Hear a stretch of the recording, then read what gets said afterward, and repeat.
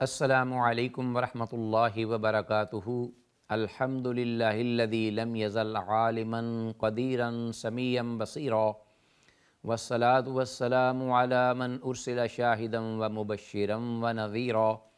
اما بعد فاعوذ باللہ السمیع العلیم من الشیطان الرجیم من ہمزہ ونفخہ ونفثہ بسم اللہ الرحمن الرحیم فبشر عباد الذین یستمعون القول فیتبعون احسنہ اولئک الذین ہداہم اللہ واولئک هم اولو الالباب۔ ناظرین، پیش خدمت ہے پروگرام صوت ہادی، اور اللہ کی بارگاہ میں دعا گو ہوں کہ اللہ تعالی ہم سب کو اس پروگرام سے مستفید ہونے کی توفیق عطا فرمائے، اور جو کچھ بھی ہم سنیں، جو کچھ ہم سمجھیں، اس کو ہم عملی زندگی میں منطبق کریں۔ اللہ کی توفیق سے یہ دعا کرتے ہوئے اس پروگرام کو سنا جائے۔ اللہم ارنا الحق حقا وارزقنا اتباعہ وارنا الباطل باطلا وارزقنا اجتنابہ، آمین یا الہ العالمین۔ آج ہم اپنی گفتگو کا آغاز حدیث کے اس حصے سے کرتے ہیں جو کہ ہم نے گزشتہ پروگرام میں وقت کی قلت کی بنا پر یہ کہتے ہوئے کہ انشاءاللہ یہاں ان الفاظ سے ہم آئندہ پروگرام کا آغاز کریں گے۔ حدیث میں چاہوں گا کہ سب سے پہلے اس پر جو باب ہے اس کے الفاظ ذکر کرتا چلوں۔ باب تحریم الصید للمحرم، احرام پہننے والے کے لیے جو شکار ہے اس کی ممانعت کے بارے میں۔ تو من جملہ ان چیزوں میں سے، ان پابندیوں میں سے جو کہ ایک محرم کے لیے ہیں، ایک شکار بھی ہے۔ شکار احرام کی حالت میں ممنوع ہے۔ حضرت صعب بن جثامہ لیثی رضی اللہ تعالیٰ عنہ کی حدیث نمبر 742 ہمارے پاس ہے کہ انہوں نے رسول اللہ صلی اللہ علیہ وسلم کی خدمت میں ہدیہ پیش کیا، اور ہدیہ ایک جانور کا تھا جس کا ذکر ہوا ہے کہ حمارا وحشیا، جنگلی گدھا۔ جنگلی گدھے سے مراد آپ زیبرا عموماً لیا جاتا ہے، جس کا بریکٹ میں تذکرہ کرتے ہیں زیبرا، جس سے ایک تو یہ معلوم ہوتا ہے ناظرین کہ ہدیہ لینا اور دینا یہ سنت ہے۔ صحابہ اکرام رضوان اللہ علیہم اجمعین آپ صلی اللہ علیہ وسلم کو بھی اور آپس میں بھی ہدایہ دیتے، تبادلہ کرتے۔ اور دوسری بات یہ کہ جو ہدیہ دیا جائے اس کو قبول کیا جانا چاہیے، اور دینے والے کو شکریہ ادا کرنا اور اس کے لیے دعائیہ کلمات کہنا یہ بھی مسنون ہے، رسول اللہ صلی اللہ علیہ وسلم کی سنت ہے۔ تیسری بات یہ کہ جس چیز کا ہدیہ دیا گیا وہ حمار وحشیا، جنگلی گدھا ہے۔ اس سے معلوم ہوا کہ جو گھریلو گدھے ہیں یا پالتو گدھے، ان کی حرمت آج تک ثابت ہے، قیامت تک وہ حرام ہی رہیں گے۔ یہ ان جنگلی گدھوں کے بارے میں ہے جو کہ وہاں آزادانہ چرتے ہیں، کسی کی ملکیت میں نہیں ہوتے، گھریلو پالتو نہیں ہوتے، اور عموماً ان کے جسم پر ہم داڑیاں دیکھتے ہیں جن کو زیبرا بھی کہا جاتا ہے۔ وَهُوَ بِالْأَبْوَاءِ أَوْ بِوَدَّانِ، اس مقام پر حضرت صعب بن جثامہ اللیثی رضی اللہ تعالیٰ عنہ نے وہ آپ کو ہدیہ پیش کیا کہ آپ ابوا مقام پر تھے یا ودان میں، جیسا کہ ہم نے پچھلے پروگرام میں ذکر کیا تھا کہ یہ صحابی ان کی رہائش مدینہ سے باہر مکہ کے راستے پر جو ابوا مقام ہے، اس مقام میں ایک بستی ودان تھی۔ زیادہ صحیح درست یہ ہے کہ یہ دو الگ الگ مقام نہیں بلکہ ابوا کا ہی ایک حصہ ہے، یا بستی کا نام ہے ودان، وہاں کے یہ رہائشی تھے۔ وہاں انہوں نے رسول اللہ صلی اللہ علیہ وسلم کو یہ ہدیہ دیا، فرضہ علیہ، تو آپ صلی اللہ علیہ وسلم نے اس کو واپس لوٹا دیا، کیونکہ آپ کا عام معمول یہ تھا کہ آپ ہدیہ کو قبول فرماتے تھے، صدقہ جو ہے اس کا مال آپ قبول نہیں کرتے تھے۔ تو یہاں انہوں نے جب یہ ہدیہ دیا تو آپ نے اس کو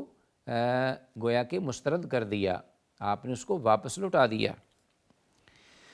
کس لیے؟ اس لیے نہیں جس کی وجہ آگے اور علت آ رہی ہے کہ وہ ایک جانور گدھا نما تھا تو آپ صلی اللہ علیہ وسلم نے اس کو پسند نہیں کیا، ایسی بات ہرگز نہیں ہے۔ آپ نے اس کو لوٹایا تو صحیح، لیکن فلما رعا ما فی وجہہ، ہدیہ دینے والے کے چہرے پر کچھ ایسے آثار نظر آئے جو کہ افسوس کے تھے۔ افسوس ظاہر ہے کہ جب وہ آپ صلی اللہ علیہ وسلم کی عزت و تکریم اور آپ کے ساتھ جو والہانہ عقیدت تھی، محبت تھی، اس کو فروغ دینے کی خاطر وہ ہدیہ پیش کر رہے تھے، تو جب رسول اللہ صلی اللہ علیہ وسلم نے اس ہدیے کو واپس لوٹایا تو یہ واضح بات تھی کہ ان کے چہرے پر کچھ آثار ایسے نظر آئے جو کہ افسوس کے تھے، افسردگی تھے، پریشانی کے تھے۔ تو جب رسول اللہ صلی اللہ علیہ وسلم نے وہ آثار ملاحظہ فرمائے تو قال، آپ نے حقیقت حال بیان فرما دی۔ کیا فرمایا کہ اِنَّا لَمْ نَرُدَّهُ إِلَّا أَنَّا حُرُمٌ، ہم ان ہدایہ کو لوٹایا نہیں کرتے، واپس نہیں کرتے، الا یہ کہ اس حال میں کہ جب ہم احرام کی حالت میں ہوتے ہیں۔ تو بات بالکل واضح و کلیئر کر دی۔ ناظرین، یہ بڑی اہم بات ہے کہ دین کے معاملے میں بالکل کوئی پس و پیش نہیں ہونا چاہیے، کوئی کمی بیشی یا یہ ہے کہ کوئی رواداری کے مقابل جو ہے وہ کیا محسوس کرے گا، یا کتنا ہی اہم انسان ہو آپ کے سامنے، تو دین کے معاملے میں بالکل کلیئر دین سن یہ بات اظہر من الشمس ہونی چاہیے، تاکہ آپ کی وجہ سے وہ کہیں غلطی نہ کھا جائے۔ اور دین کے معاملے میں غلطی کھانا یہ ایک بہت بڑا نقصان ہے، اخروی نقصان، خسارہ ہے۔ تو جتنے لوگ بھی اس خسارے میں یا غلطی میں انوالو ہوں گے تو اسی قدر ہی ان پر اس کا بوجھ ہوگا۔ اس لیے اس معاملے میں رواداری برتنے کے اور بڑے معاملے ہیں دنیاوی، وہاں انسان رواداری یا دوسرے کا لحاظ کر لے، دین کے معاملے میں بالکل کلیئر بات ہونی چاہیے۔ اور اللہ کم الحاکمین نے بھی رحمت للعالمین کو یہی انداز سکھلایا بھی ہے اور اسی کی تعلیم بھی دی ہے، وگرنہ بڑے ایسے مواقع تھے جس پر بڑے بڑے اس وقت کے سورما اور سرداران قریش اور آپ کے خاندانوں کے بڑے بڑے پرومیننٹ سرکردہ لوگ وہ آپ کے سامنے آتے اور بڑی بڑی پیشکش کرتے اور التجائیں کرتے، خدا را اس معاملے سے رک جائیے، ہم سے جو لینا ہے لے لیں، لیکن رحمت للعالمین ببانگے دوہل یہ فرماتے، بھئی اس معاملے میں یہ ہے کہ ایک ہاتھ میں چاند اور دوسرے ہاتھ میں سورج ہو، تو جب تک حق غالب نہیں آئے گا، اللہ کا حکم نافذ نہیں ہوگا، لکم دینکم ولی دین، کوئی کمپرومائز نہیں ہے۔ رحمت للعالمین نے یہ بات فرما دی کہ ہم اس کو لوٹا رہے ہیں اس لیے کہ ہم احرام کی حالت میں ہیں اور اللہ کا حکم نہیں ہے اس حالت میں کہ جو شکار ہے کیا ہوا جانور، جس سے معلوم ہوا کہ یہ جانور جو آپ نے لوٹایا ہے وہ شکار کردہ تھا، شکار کا جانور تھا، شکار کر کے لایا گیا تھا اور آپ احرام کی حالت میں تھے۔ اور یہی وہ الفاظ، انہی الفاظ سے ہی جو حدیث پر باب کے الفاظ ان کے ساتھ مطابقت قائم ہوتی ہے کہ باب تحریم الصید للمحرم، کہ رحمت للعالمین چونکہ احرام کی حالت میں تھے اس لیے دیا ہوا جو تحفہ تھا، ہدیہ تھا، وہ چونکہ شکار کیا ہوا تھا اس لیے آپ صلی اللہ علیہ وسلم نے وہ شکار کا جانور جو ہے وہ لینے سے آپ نے انکار کر دیا اور وضاحت بھی فرما دی۔ آگے اس بارے میں کچھ تفصیل بھی ہے، وہ انشاءاللہ آگے جب ابو قتادہ رضی اللہ تعالیٰ عنہ کی حدیث ہے اس کو ذکر کریں گے تو ضمن میں ہم اس کی وضاحت کریں گے کہ آپ صلی اللہ علیہ وسلم نے حضرت ابو قتادہ رضی اللہ تعالیٰ عنہ کی حدیث کے مطابق جو صحیح بخاری میں مختلف مقامات پر ذکر ہوئی ہے مختلف الفاظ سے، ان الفاظ سے یہ واضح ہوتا ہے کہ آپ صلی اللہ علیہ وسلم نے نہ صرف یہ کہ احرام کی حالت میں شکار کا گوشت کھایا بلکہ خود آپ نے فرمائش کر کے تو وہ گوشت کھایا۔ تو یہاں آپ جانور جو ہدیہ ہے اس کا بھی لینے سے انکار کر رہے ہیں اور وہاں خود فرمائش کر کے شکار کا گوشت کھا رہے ہیں، اس کی اصل وجہ کیا ہے یہ انشاءاللہ ہم آگے اس کا بیان یا اس کا تذکرہ کرتے ہیں۔ سر دست ہم آتے ہیں نیکسٹ حدیث جو ہمارے پاس ہے 743 یعنی 743، حضرت ابو قتادہ رضی اللہ تعالیٰ عنہ سے مروی ہے، اور انہی صحابی سے اور بھی آگے دیگر کچھ قدر تفصیل سے حدیث ذکر ہوئی ہیں اسی معاملے میں، تاکہ معاملہ بالکل اس بارے میں کلیئر ہو جائے۔ حضرت ابو قتادہ رضی اللہ تعالیٰ عنہ کہتے ہیں کنا مع النبی صلی اللہ علیہ وسلم،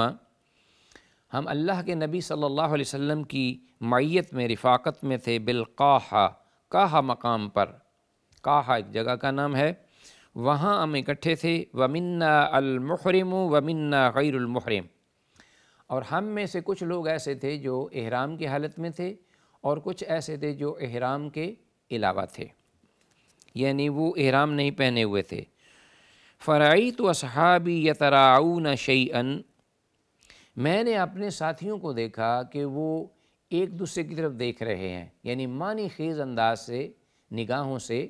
وہ دیکھ رہے ہیں، جیسے کوئی چیز ان کو نظر آ گئی ہے اور آپس میں وہ نگاہوں میں اس کا کوئی فیصلہ کرنے کی سوچ رہے ہیں۔ تو کہتے ہیں کہ فَنَظَرْتُ فَإِذَا حِمَارُ وَحْشٍ، میں نے بھی ان کی نگاہوں کا پیچھا کیا، تو جس طرف وہ بار بار دیکھ رہے تھے اور پھر آپس میں تبادلہ کر رہے تھے، نظر ہی نظر میں ایک دوسرے کو دیکھ کر میں نے بھی تعاقب کیا اپنی نگاہ سے، تو مجھے ناگہاں ایک جانور نظر آیا، جنگلی گدھا جسے کہتے ہیں، حمار وحشن، یعنی ان کی مراد یہاں یہ تھی کہ فَوَقَعَ صَوْتُهُ، یہاں ناظرین حدیث میں سے کچھ عبارت یا کلمات محذوف ہیں، اس حدیث میں تو محذوف ہیں، اسی طرح ہی ذکر ہے، لیکن دیگر احادیث میں قدر تفصیل سے یہ جو گیپ نظر آ رہا ہے گفتگو میں، کلام میں، اچانک اس کا ذکر وہاں تفصیل سے ہوا ہے، اس کا بھی ہم تذکرہ کرتے ہیں۔ بہرحال اس حدیث کے جو الفاظ ہیں کہ یعنی فوقع صوتہ، اب اسی حالت میں جو حضرت ابو قتادہ رضی اللہ تعالیٰ عنہ نے اس جنگلی جانور کو دیکھا، زیبرا کو، تو ان کا جو کوڑا ہے وہ نیچے گر گیا، گویا کہ وہ تیاری کر رہے تھے اس پر حملہ کرنے کی، اس پر جپٹنے کی، اس کو شکار کرنے کی۔ فقالوا لا نعینک علیہ بشیء، ساتھیوں سے انہوں نے درخواست کی ہوگی کہ مجھے میرا جو کوڑا ہے وہ راہ کرم پکڑا دیجئے، کیونکہ وہ سواری پر یا اپنے گھوڑے پر بیٹھ چکے تھے۔ تو نیچے کوڑا جب گرا تو انہوں نے ان سے مطالبہ کیا اپنے ساتھیوں سے کہ میرا کوڑا جو ہے وہ، یا چھڑی جس سے وہ اپنے جانور کو ہانکتے تھے یا چلاتے تھے، مانگی۔ فقالوا لا نعینک علیہ بشیء، انہوں نے صاف انکار کر دیا، کہتے ہیں کہ ہم اس بارے میں آپ کی کوئی مدد نہیں کر سکتے، انا محرمون، اور آگے وجہ بھی بیان کر دی، اس لیے کہ ہم احرام کی حالت میں ہیں۔ میں چاہوں گا کہ اس سلسلے میں جو ذکر ہے اس حدیث کا، اس میں دوسری حدیث کے الفاظ بھی سامنے رکھ کے تو اس کا تذکرہ کر دیا جائے کہ اصل واقعہ کیا ہوا۔ اس میں اس حدیث کو ابو عوانہ نے ابو داود الحرانی سے ذکر کیا، اور انہوں نے سید المحدثین امام بخاری رحمہ اللہ کے جو استاذ محترم ہیں علی بن مدینی رحمۃ اللہ علیہ، ان سے آگے ذکر کیا ہے، جس میں یہ الفاظ ذکر ہوئے ہیں کہ اچانک ایک جنگلی گدھا انہوں نے زیبرا دیکھا، جیسا کہ اس حدیث میں ہے کہ جب انہوں نے ساتھیوں کی نگاہوں کا تعاقب کیا تو انہیں وہ جنگلی جانور نظر آیا، تو وہ فوراً اپنے گھوڑے پر سوار ہوئے، اپنا نیزہ اور کوڑا یا چھڑی وہ دونوں اٹھائے۔ نیزے سے تو انہوں نے جانور کو شکار کرنا تھا، اور لاٹھی یا چھڑی جو تھی اسے اپنے جانور کو ہانکنا تھا، چلانا تھا، تو دونوں چیزوں کی انہیں ضرورت تھی۔ کہتے ہیں کہ کوڑا مجھ سے گر پڑا تو میں نے اپنے ساتھیوں سے کہا کہ مجھے کوڑا ذرا پکڑا دیجیے، جیسا کہ اس حدیث کے الفاظ ہیں۔ صحیح بخاری میں ایک دوسرے مقام پر جو اس سے بھی واضح الفاظ ذکر ہوئے ہیں وہ کتاب الہبہ میں ہیں، اور اس کا باب ہے من استوہب من اصحابہ شیئا، اس شخص کے بارے میں باب کتاب الہبہ کے اندر، یعنی کسی چیز کو کوئی عطا کرنا، ہبہ کرنا، اور آگے جو شخص اپنے دوستوں سے کوئی چیز بطور تحفہ مانگتا ہے، خود طلب کرتا ہے تحفے کو، عموماً تحفہ تو دیا جاتا ہے، لیکن یہ بھی جائز ہے کہ کوئی شخص جو ہے وہ کسی دوسرے سے محبت کے فروغ کے لیے اس سے تحفہ طلب کر لے، اور جب وہ تحفہ طلب کرے تو اس کو آگے جواب میں شکریہ کے الفاظ کہے، دعائیہ الفاظ کہے، یا کبھی پھر موقع ملے تو وہ بھی اس کو تحفہ دے دے۔ اصل مقصد یہی ہے کہ آپس میں محبت اور ایک دوسرے کے ساتھ تعلق اس کو فروغ ہو۔ تو یہ جائز ہے اس حالت میں کہ آپ کسی سے تحفہ مانگ بھی سکتے ہیں، کیونکہ باب من استوحب من اصحاب شیئا، اس پر یہ الفاظ ہیں اس حدیث میں کہ وَنَصِیتُ الصَّوْتَ وَالرُّمْحَ، حضرت جو ابو قتادہ رضی اللہ تعالیٰ عنہ ہیں وہ خود فرماتے ہیں کہ پھر میں نے اپنی جب سواری لی اس جانور کا تعاقب کرنے کے لیے تو اپنا نیزہ بھی بھول گیا اور اپنی جو چھڑی ہے یا کوڑا وغیرہ وہ بھی بھول گیا۔ وَنَصِیتُ الصَّوْتَ وَالرُّمْحَ فَقُلْتُ لَهُمْ، میں نے ساتھیوں سے کہا ناولونی الصوت والرمح، مجھے یہ دونوں چیزیں پکڑا دیجئے، میرا جو نیزہ ہے وہ بھی اور میری چھڑی بھی۔ فقالو، تو انہوں نے آگے سے کہا اللہ واللہ لا نعینک علیہ بشیء فغضبت، ہم اللہ کی قسم اس بارے میں کچھ بھی تمہاری مدد نہیں کر سکتے، یہاں تک کہ وہ خود کہتے ہیں کہ میں ان پر غصے ہو گیا، میں ناراض ہو گیا کہ آپ اتنا بھی کام نہیں کر سک رہے کہ میں سواری پر بیٹھا ہوا ہوں اور آپ مجھے میرا گرا ہوا کوڑا یا جو میرا اپنا ہے نیزہ وہ مجھے پکڑا دیں۔ حضرت ابو قتادہ رضی اللہ تعالیٰ عنہ پھر فرماتے ہیں کہ میں نے خود ہی اتر کر وہ دونوں چیزیں اٹھا لیں اور پھر سوار ہوا۔ صحیح مسلم میں ناظرین اس جگہ اس کے الفاظ یہ ہیں کہ میں نے اپنے گھوڑے پر زین ڈالی، جب جانور کو دیکھا، جنگلی جانور ہے، اس کا شکار کرنا ہے، ترن والا ہے، تو میں نے اپنے گھوڑے پر زین ڈالی اور اپنا نیزہ پکڑا اور سوار ہوا، تو میرا کوڑا مجھ سے گر گیا، تو میں نے اپنے ساتھیوں سے کہا کہ مجھے میرا کوڑا پکڑا دیجئے۔ جو ساتھی تھے وہ سارے کے سارے احرام کی حالت میں تھے جنہیں میں یہ کہہ رہا تھا کہ مجھے میرا کوڑا پکڑا دو۔ تو اس طرح تمام روایات جو ہیں ان کے الفاظ کو جب ملایا جائے تو جو صحیح بات صورتحال سامنے آتی ہے وہ یہ نظر آتی ہے کہ پہلے یہ صحابی ابو قتادہ رضی اللہ تعالیٰ عنہ انہوں نے اس جانور کو دیکھا اور جانور کو دیکھ کر اپنے اس جانور کو، اپنے سواری کو، گھوڑے کو، اس پر انہوں نے زین ڈالی، زین ڈال کر جلدی سے سوار ہوئے، جلدی میں اپنا کوڑا اور وہ اپنی لاٹھی بھی بھول گئے۔ پھر جب بھولے تو پھر نیچے اترے، نیچے اتر کر وہ کوڑا اور لاٹھی لیے دوبارہ سوار ہوئے، اور سوار ہونے کے بعد جب چلنے لگے تو پھر ان کا کوڑا صرف گرا نیچے، اور انہوں نے ساتھیوں سے کہا کہ مجھے میرا کوڑا پکڑا دو۔ تو بہرحال یہ اس حدیث میں تھوڑا سا الفاظ میں گیپ نظر آ رہا تھا، جس سے میں نے چاہا کہ دیگر روایات کو ملا کر یہ جو مفہوم ہے اس کو واضح کر دیا جائے۔ تو اب انہوں نے یہ کہا تھا انا محرمون، کہ ہم احرام کی حالت میں ہیں۔ جو انہوں نے انکار کی وجہ بتا دی تھی اس کی علت کہ اس وجہ سے کہ ہم احرام کی حالت میں ہیں، معلوم ہوا کہ خود شکار کرنا تو دور کی بات ہے، شکار کے لیے جو محرم ہے وہ دوسرے شخص کو جو کہ محرم نہیں اس کو تعاون بھی نہیں دے سکتا، اس کو شکار کے لیے اتنا بھی تعاون نہیں دے سکتا کہ وہ اس کو ہتھیار پکڑا دے یا اس کو شکار جو ہے وہ دکھلا دے، یا یہ ہے کہ اس کی طرف اشارہ کر دے یا شکار کو گھیر لے۔ تو اس انداز سے جو یہاں جو باب ہے اس کے ساتھ مطابقت قائم ہوتی ہے۔ تو انشاءاللہ آگے جو الفاظ ہیں حدیث کے وہ بھی اس حدیث سے متعلقہ ہم آئندہ پروگرام میں ناظرین کے گوش گزار کریں گے۔ سر دست جو کچھ کہا سنا ہے، اللہ تعالیٰ سے دعا ہے کہ اللہ اس کو سمجھنے اور اس پر عمل پیرا ہونے کی توفیق عطا فرمائے۔ السلام علیکم ورحمۃ اللہ وبرکاتہ۔